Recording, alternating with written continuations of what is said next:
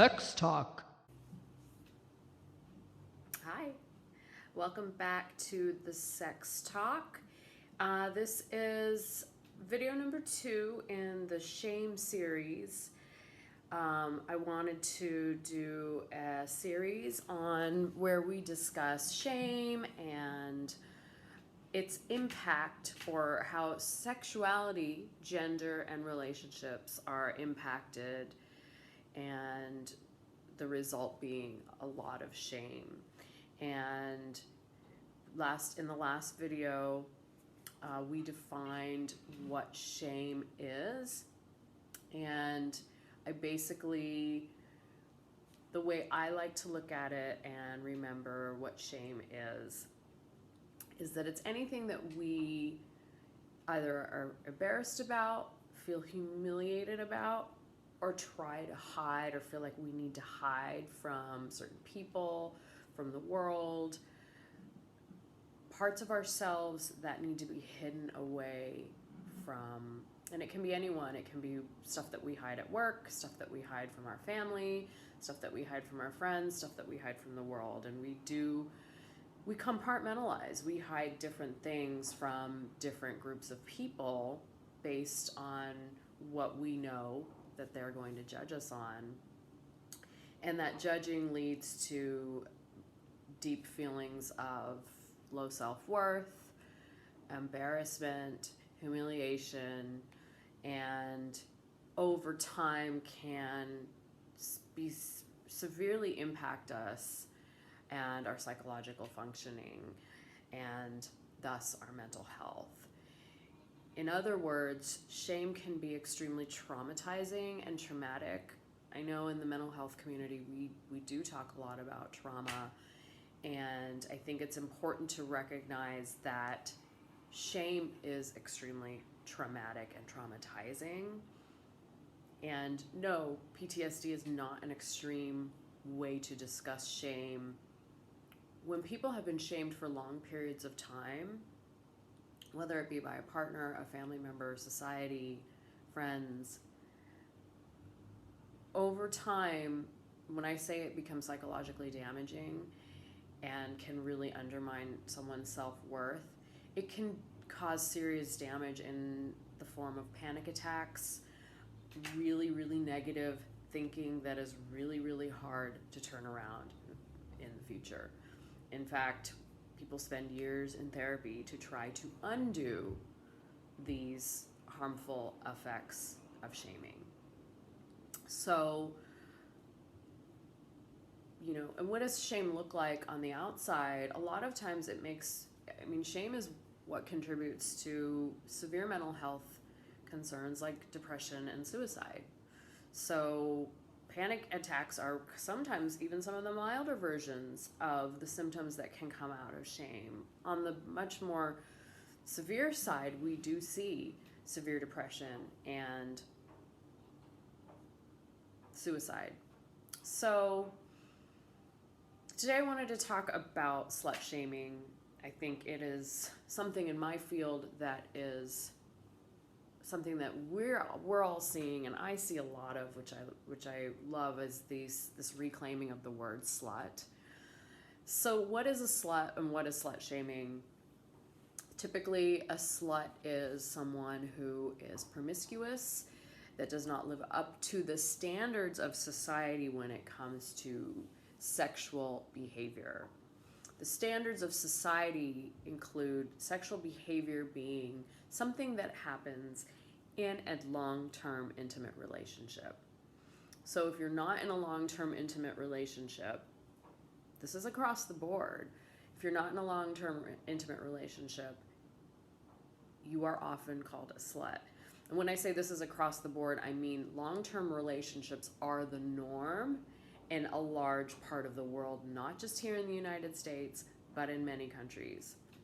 So, but definitely here in the United States. And I live in the United States, so I'm going to stick to mostly what happens here in the US, because that's what most of my followers are familiar with and what I'm familiar with.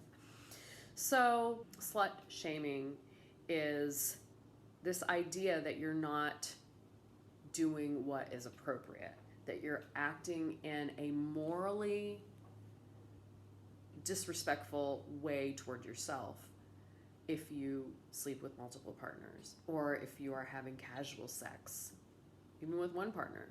If it's done outside of a long-term relationship, and in some cases that can even mean marriage, then that is what we consider slut shaming, is when you judge or you are judged based on this idea that sex needs to happen in this very sort of, in the other video I talk about this very sort of rigid rule, this rigid place. And if it happens outside of it, well, that must mean you're a slut. In my community, there's a huge reclaiming of the word slut. People are starting to embrace that word, but I have a very small sex positive community. It's growing, and I think in my time, I was a teenager in the 80s, and of course sexual liberation was kind of bustling in the 80s and early 90s, and then we saw kind of this like things kind of went backwards, late 90s, early 2000s. And the later generations are definitely creating more acceptance around sexuality and intimate relationships that are what we would consider alternative, and embracing lifestyles around polyamory. But I do, polyamory, queer lifestyles, lifestyles that don't follow this normative, heteronormative idea. I do want to say that slut shaming can happen to anyone. It can happen to women. It can certainly happen to queer people, because there is this assumption that queer people are engaging in more sex than their heteronormative counterparts. It can happen to people that are engaged in the poly lifestyle, kink lifestyles. So slut shaming happens to a large number of people. The really only people that rarely get slut shamed are heterosexual men. So I think it's really, really important to recognize that having promiscuous sex is allowed for one group of people, and that is heterosexual men. And so we really have to question, where the heck did slut shaming begin? Why is one group allowed and everybody else seems to be slut shamed? Everybody else seems to have a rule that they need to follow when it comes to sexuality. I know, and this is what I want this conversation to be about, that sexuality cannot be contained. And this slut shaming is based on the idea that sex is only for love, to create babies. 2 reasons. It does not include the idea that sex is for pleasure. Sex is for relaxation, stress relief.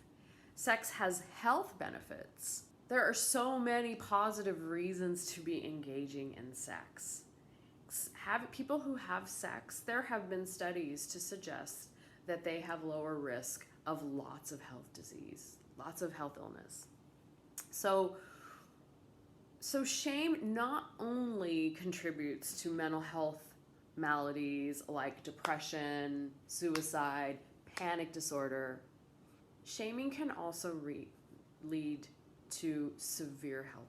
Because of the amount of slut shaming that has gone on in our society, women, gay men, queer people, poly people, kink people, trans people, anyone that's basically not a heterosexual man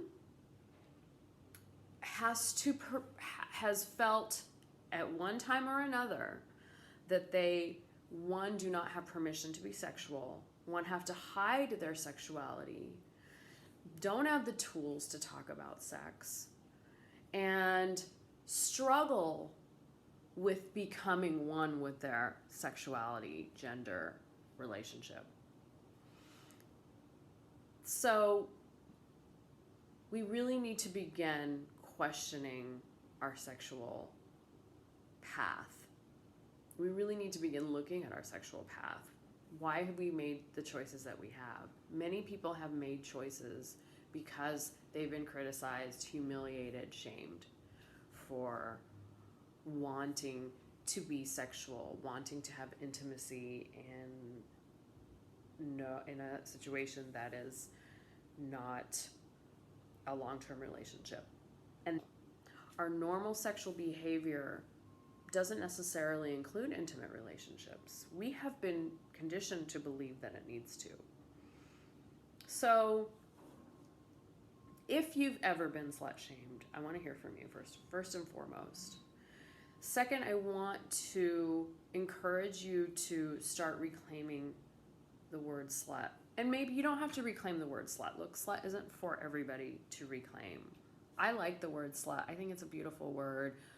I embrace it when somebody calls me a slut, but people have called me slut in a derogatory way. And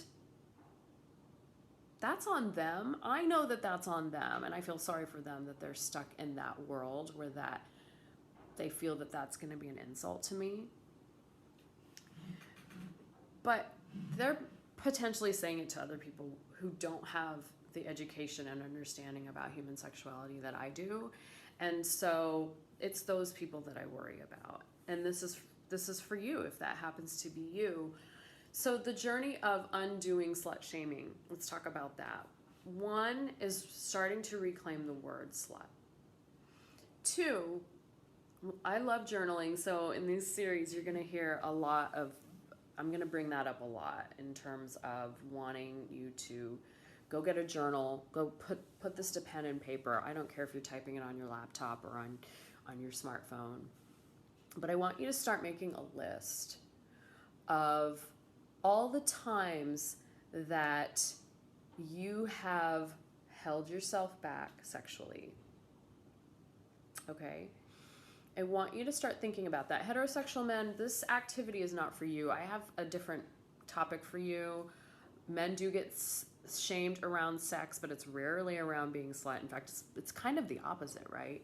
So men get unslut shamed or something like that. But that's going to be for a different episode, and we'll get men. I'm not ignoring you. I'm going to get to you.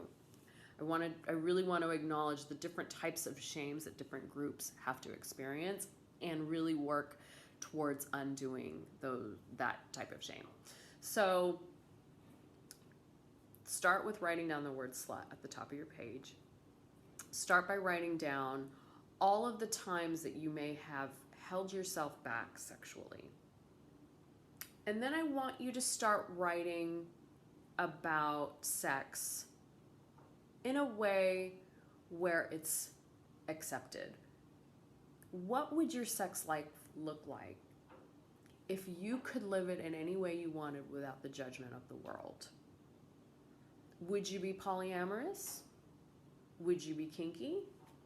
Would you be monogamous? I want you to really start to dig deep into your true sexual nature, because sexuality is a broad continuum, and we are all different. Some people are naturally polyamorous. I do believe that some people really just want one person to have sex with for the rest of their lives. I think that is a thing. I know I'm making it sound weird, but that's what our society says is how we're all supposed to be, and we're not. But I do believe that some people are. But this is an opportunity for you to check in with yourself. Is that who you really are? Or is that what society told you you are? So write about your sexuality in a completely uncensored way, as though there were no walls, no hang-ups around sex and sexuality. This, and I want to put a little tack in there around sex abuse, because that feels complicated for a lot of people. If they've been sexually abused, they feel like, well, how does this affect my sexuality? Because it feels like it does. Sexual abuse most of the time will affect your entire world purview, creating you to have a distrust, not just around sex, but around a lot of different things. So go with the sex as though you would anyway, and just kind of notice, like a meditative notice, like, oh wait, this thought is coming up around my sexual abuse. I want you to write free flow about your sexual desires.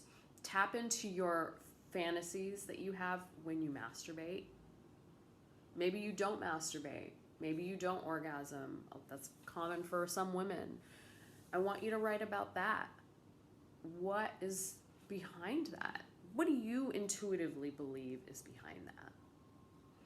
So that's kind of it for today. I don't want to go too long. Just 3 items that I want you to start doing to undo the shame that you have around your sexual desire and undoing the word slut and reclaiming it for yourself. So 1, you're going to write down the word slut and put your name next to it. 2, you're going to start answering these questions.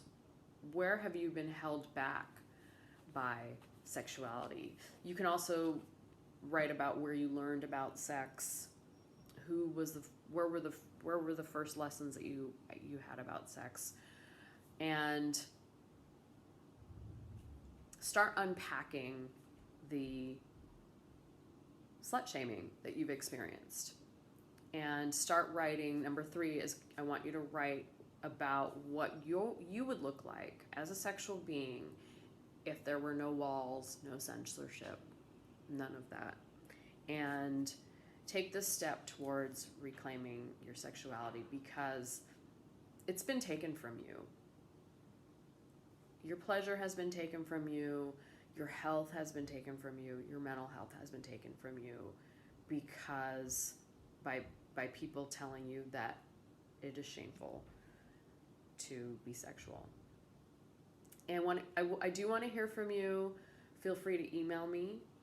Feel free to make comments down below. Please subscribe to my channel, and I will be back for more here on the Sex Talk with the Shame series.